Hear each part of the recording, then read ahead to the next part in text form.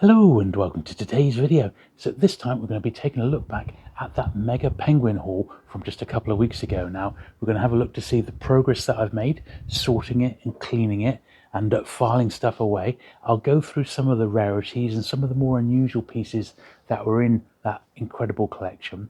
And we'll also discuss how I intend to move on my duplicates and spare copies to other collectors. So that'll be the focus of today's video. So sit back, relax, and let's get to it.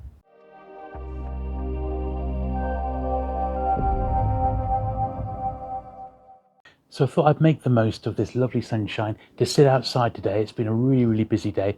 It's like 4 or 5 o'clock almost, and I haven't had a chance to look at a single book today, which is most unlike me because I've been, you could say, caning it since I've come back with the second carload last week.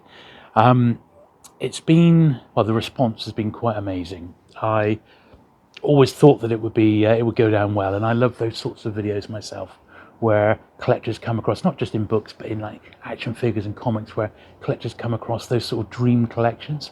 And Alan's collection, courtesy of his grandson Matt, was definitely in that category. It's absolutely amazing. So well, once again, thanks Matt for allowing me to be the new custodian of your granddad's collection, or a large part of it. I am making good progress, and I'm cleaning maybe 100 to 200 books a day at the moment. I am filming that entire process, and if you want to see how I go through and clean up 100 vintage penguins that have literally not been touched since they were picked up in the 70s, and you're fascinated with that process, and that involves me going through all the pages, cleaning the covers, sometimes re-gluing spines, taking off sellotape, rubbing out prices and names and places where they were bought. It's quite a long and involved process. I then brush the tops and edges of the books as well, and if they're later ones, sort of 60s upwards, I tend to give them a bit of a polish as well if they've got laminated covers. But if you're interested in that, I do have a dedicated cleaning channel which you may or may not have even seen. But starting yesterday, as we watch this now, the first part of the brand new penguin collection is being sorted, and it's going to be Penguins main series 501 up to 600, and I'll break it up. I'll do 100 at a time. I'm going to do some of the other series as well, and well, hopefully you'll enjoy that and find that interesting, and you may want to have a crack at it on your own collection. But I have been a little overwhelmed with it. I had space made in the studio and I had space at home made, but I am absolutely bursting at the seams at the moment until I've got some of this processed. Predominantly, I bought the collection 1,000 to 3,200 because after the first 1,000, which I've concentrated on, the second and third thousands, I've only got about half of those, so I've got maybe 1,000 out of the 2,200 that are to get. To give you an example, from Penguins 1001 to 1100, I've got exactly 50 before I bought this collection, and then Alan's collection, it had pretty much the whole run of that 100, so I'm going to be gaining another 50, but I will also have 50 duplicates. So that's what it's going to be. So I'm going to have potentially about 1,100 duplicate copies, so quite a few there to move on to other collectors. So what I've suggested is that if collectors can just send me their wants list for now, and I'll bung them all into a folder via email, that is. I'll put them all in a folder, and then I shall deal with any requests and wants lists that I get in the order that they've arrived. I'm going to keep it really simple with regard selling the books going forward, so they're just going to be price pointed at £1, £2, £3, £4, £5. There'll be some that'll be more than that, of course, and it'll be a reflection on condition, grade, and rarity as well. Some of them, a lot of them in fact, are in really tip-top shape, so obviously I'm going to be doing some comparisons against my own copies to make sure I've got the best ones. That's only natural, but I was always quite strict with my condition anyway, so I'm pretty confident that there's going to be some real nice copies available for other collectors. So the sooner you get your wants list in, the higher up in the list you will be, as it were. I've had maybe 6 or 7 so far of people looking for specific books or certain cover artists and things like this. So if that's of interest to you, just drop me an email at julesburt@gmail.com, and we'll take a look at I'll take a look at filling those orders as and when we as and when I get to them. Now, I would imagine that I'm going to shift an awful lot before the Penguin Collectors Show in September, but I will, of course, still be attending that one, and I do intend to reserve a table because I'm bound to have some stuff left over. And on the very next day, on the Sunday, is the Vintage Paperback Show in Wiltshire at All You Need Is Books warehouse at Zardos.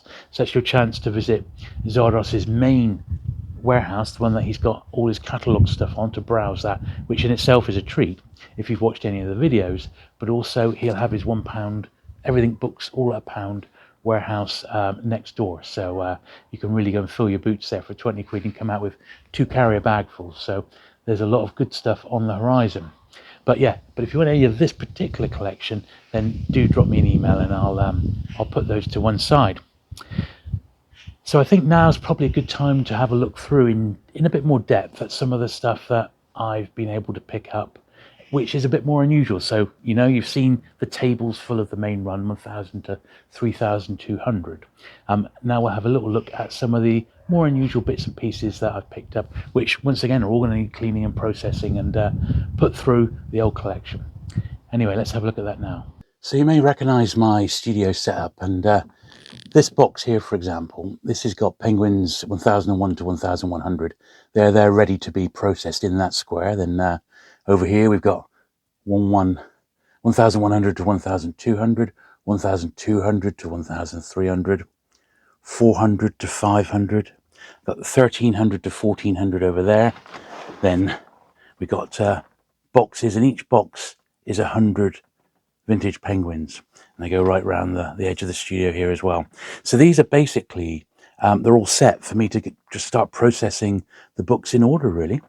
And I've had to just completely rearrange my studio and use this rather excellent IKEA bookcase to take up some of the space. So as promised, here's some of the other bits and pieces that I was able to pick up from Alan's collection. There was an odd Buildings of England leaflet here. I'm pretty sure I've actually got this one, but it was inside one of the books announcing the Buildings of England series in 1951. This is quite nice, by Andrew Dolby, so SF paperbacks of the 1960s. 250 copies printed at the author's expense, which was quite interesting, I thought. So this looks quite a good read. And once again, I think I may have seen like a reprint or a scan of this at some point. So there's quite a bit of work put in on this one. I do not know when it got published. I think it must have been sort of towards the end of the 1970s, early 80s maybe. But that was quite interesting. I was able to pick up the final few issues of the Penguin Collectors Society publication in original format that I was actually after. These early ones have just recently been reprinted by the Collectors Society. And I always say it, but if you've not, if you are interested in penguins, the best way to learn about them and, sort of read about them is through the Penguin Collectors Society. And I always put a link to their website where you can join up in every penguin video that I put out. So just check the description down below if you're interested in joining. But this was number 1 at May 1974, which is quite incredible. There's number 2. I believe Alan appears in possibly number 3. So he was a very early member, which is quite cool. He's in there somewhere. And volume 2, number 1, and number 2, and that was the. And after that, I had them all anyway, so I've left those with Matt to pass on to other collectors. Quite nice to get a couple of issues of the Puffin Post. I'm not too interested in the later stuff, like the 1970s per se. I like it, don't get me wrong. And unusual bits and bits I had as a kid, I definitely am interested in. But these are quite good. I mean, they're fairly early. They're quite generic in a fun sort of way. So quite nice. So I've got 2 issues of the Puffin Post, which is quite good. Then I got this little run of Puffin picture books. Once again, I've never really shown them on the channel. My current collection before I got these was about, 50 books. So this is definitely going to expand the collection by about 20 or so. I know I will end up just being left with the rare ones to get, which I do love them. I think they're fantastic and beautiful books, but I've never actively gone out of my way to collect them. They've just sort of come my way, really. So to get this nice little run, and I just took the ones that I remembered I didn't have. So Matt's definitely got about this many again. This one wasn't actually a puffin, it's an Orlando, which is quite nice, but it was a Harlequin picture book, but in the same format. Bit the worse for wear though, as you can see, it's got the corner right out of the cover there, so it's in a bit of a rough state. Most of these, the ones I picked up, were pretty nice though, and I haven't checked them to see what printings they are and things like that. My current collection is a real mixture of first to third printings, so I've got some hardbacks, I've got some paperbacks, but I thought you'd quite like to see these because these are all part of the Penguin story, aren't they? And I was really pleased to pick them up. I said they're all going to need my to go through my cleaning process. But, you know, off the top of my head, I don't know which ones are rare or not. Certainly I know the ones that are cutouts and the very early war ones are expensive. But beyond that, I'm not really an expert on these much. And this was another hardback. So I've definitely got at least 2 or 3 hardbacks in my collection. This one I definitely haven't got. I've got one on swimming in hardback. And this one's much later. It's laminated. So I think this is even 1970s. A reprint of the Butterflies in hardback. Yeah, it says first published 61, but well, it has got 7 and 6, so maybe it's not as late as I think, but it feels later. There we are. So that's a few of those bits and pieces. So here's a few more of the more special books that I was able to pick out and add to my collection. So we got these ones which were Egyptian penguins, and I've only got a couple of these, so this is really nice to expand my collection of those. This one is a profiles. This was a prisoner of war issue, that one, which is quite nice because I really like the prisoner of war. I got a few Forces Book Club off Matt. Certainly I didn't have them all. Another collector was able to get some, which is fantastic because he's got a fantastic collection himself. But it was nice just to add a few because there's no way I'm ever going to get all 120. But it was just nice to get a few, as it were. And there's another Egyptian one there, Orlando. Science and World Order. And the Italian one. So that was all my my Egyptian and sort of the more special ones. So that's them. Then I picked up a run. I mean, I just zoomed through these, but I picked up a run of the second series of the French penguins. They're not all mint by any means, and I've got a couple already, which have just come my way. But it was nice to get the whole lot in one hit. So I'll just quickly show you these because they're a little bit more unusual. They don't go for very much, just a few pounds each, but it was nice to have them all the same. There's probably going to be some doubles in here, and as I said, I've got a couple already, so I will have some spares of these. I remember getting one very early on in my penguin career and thinking, what on earth is this? You know, Editions Penguin. In fact, it was this one here. It was Le Zero Infinity. L'Affinity, that was the one.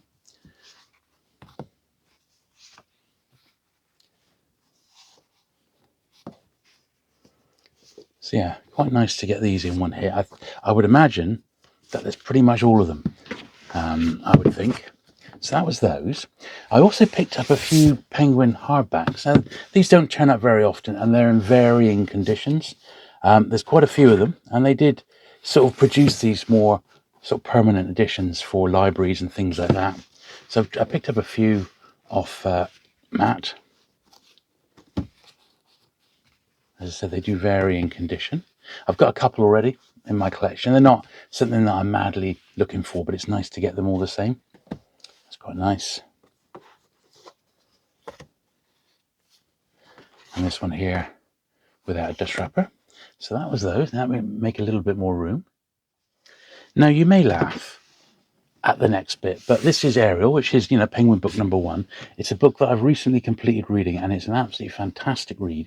It came out exactly 100 years ago, 1924, and I'm going to do a video just dedicated to all the different Penguin editions and like a mini review of the book as well, because I think it really is excellent.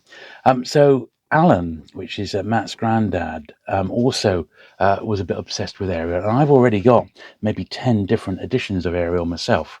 I picked up another 13 off Matt of different ones with and without accents and things like this, different back covers and different printings. So I picked up 13 with another one to come off Matt. As I said, I've got about 10 different editions myself. So there will be a little bit of duplication. But I am trying to get all the variations, and I'm trying to get all the different printings. So what I'd particularly like to know like if we look at this one here, is how many printings Ariel had. So this is the 9th from September 1940. Was that the very last one? I would dearly like to know. So if anyone has got a similar obsession with Penguin #1 and wants to get all the different printings and find out its full history, do give me a shout. So that's those. Not the sort of thing you see every day. It's 13 copies of Penguin #1. But that'll be quite the video when that comes out. Then I got a little run of American ones, which I really like these. I've never really gone massively out my way to collect American penguins because, you know, they don't really turn up over here that often, although you get the odd one here or there. Even when I last went to New York, not last time, but the time before, sort of turn of the century, and I went in the second-hand bookshops in New York then, I didn't see many from this era at all. They just weren't on the shelves. They are certainly available on, you know, eBay and places like that now. So, you know, if I wanted to track them down, I would. When they turn up over here, though, in the UK, they're always, you know, quite expensive. So I think it's sort of put me off really for a series that I'm not madly keen to get, but I do love the ones that I've got. That's the Canadian version of that pelican there. So it's actually a Canadian one, not an American. A quite common there. Yeah. These are a couple of the later ones, the penguin ones. So just showing these because they are interesting and they don't really turn up that often. So it's quite good to get these. As I said, I've got what we're seeing here is probably, once again, it's probably doubled my collection overnight because I had about this many already. And some of the earlier specials and Fighting Forces ones, Infantry Journal. These ones are sort of later. And once again, I only picked up the ones that were in sort of better condition. Matt's probably got this many again, which I'm sure he'll bring along to the Penguin Collectors Show in Exeter. But quite nice to see them. No mega classic covers here. I don't think there's any real, you know, key books or anything like that, but it's just lovely to have them. So yeah, I thought you'd like to see those, but we do have a couple more bits to see. So I was really pleased to get this. This is a set of matches. It's a book of matches, like 1935 to 1975, 40 years of Penguin books. And I've seen these online on eBay. They've turned up for like a £5, so they're not exactly expensive. I've got the Penguin books on the actual matches themselves, but I am still really, really pleased to own them because I didn't have these in my collection. And I do like sort of Penguin ephemera, you know, posters and catalogues and things like that, you know. So that was really nice. This one also was a publication very early on by the Penguin Collectors Society, Catalogue of Penguin Books to 1956. And this, as far as I can see, is a straight reprint from Q21, the Penguin story. And inside it's got, reprinted for members of the Penguin Collectors Society by permission of Penguin Books. No corrections or additions have been made to the text, which actually isn't 100% correct. As first published in the Penguin story in 1956, 100 copies printed only. And there we are. So just 100 copies. And it is basically the up to then the complete catalogue up to 1956. I said there are a couple of omissions and corrections that could have been made, but they've kept it as is. It did come with this little letter, which I'm keeping with it, of course, from David Hall. I enclose your copy of the Penguin Catalogue to 1956. The price of this is 80p inclusive of postage. Checks or postal orders should be made payable to the Penguin Collectors Society. So it's a really early piece of Penguin Collectors Society memorabilia, as it were, that I didn't have. In fact, I don't think I even knew about it, although it is listed on the Penguin Collectors Society website. So that was really nice. Then the last real highlight for me of the collection, apart from getting all the books, of course, was to pick up a Puffin Reader's Diary. So this is sadly not the 1968 one, Q40, which is the one I most want. But even so, any of these are pretty rare, really. 1972, it seems in really nice condition. It's still got the little pencil along the top there, which is super cool. And inside it's just sort of your standard diary, but it has got some Puffin related bits at the front here. And they did a few diaries, in all honesty. As I said, the one I'd really like is the 68 one. So if anyone's got that, I would pay pretty handsomely for that particular one. But they hardly ever turn up. And I think that's quite a nice little fun item, that one.